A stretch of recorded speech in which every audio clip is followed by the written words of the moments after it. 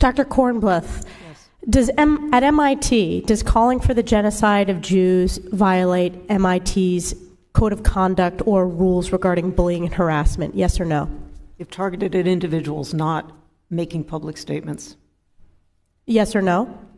Calling for the genocide of Jews does not constitute bullying and harassment? I have not heard calling for the genocide for Jews on our campus. But you've heard chants for intifada. I've heard chants, which can be anti-Semitic depending on the context, when calling for the elimination of the Jewish people. So those would not be according to the MIT's code of conduct or rules? That would be investigated as harassment if pervasive and severe.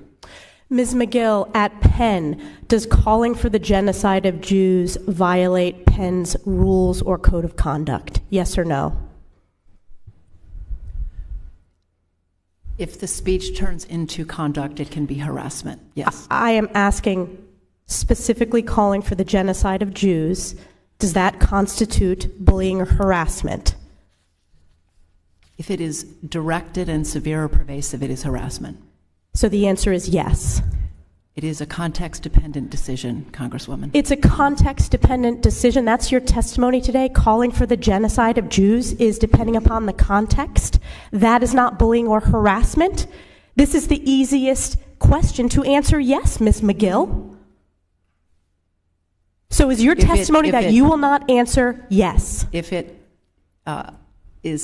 yes or no? If the speech becomes conduct, it can be harassment. Yes. Conduct meaning committing the act of genocide?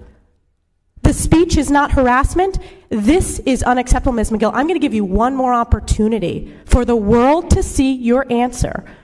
Does calling for the genocide of Jews violate Penn's code of conduct when it comes to bullying and harassment? Yes or no? It can be harassment. The answer is yes. And Dr. Gay, at Harvard, does calling for the genocide of Jews violate Harvard's rules of bullying and harassment? Yes or no? It can be, depending on the context. What's the context? Targeted as an individual, at an individual. It's targeted at Jewish students, Jewish individuals. Do you understand your testimony is dehumanizing them? Do you understand that dehumanization is part of antisemitism?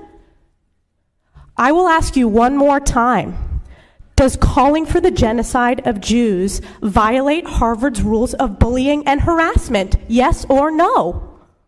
Anti-Semitic rhetoric. And is it anti-Semitic rhetoric? Anti-Semitic rhetoric, when it crosses into conduct that amounts to bullying, harassment, intimidation, that is actionable conduct, and we do take action. So the answer is yes, that calling for the genocide of Jews violates Harvard Code of Conduct, correct? Again, it depends on the context. It does not depend on the context. The answer is yes, and this is why you should resign. These are unacceptable answers across the board.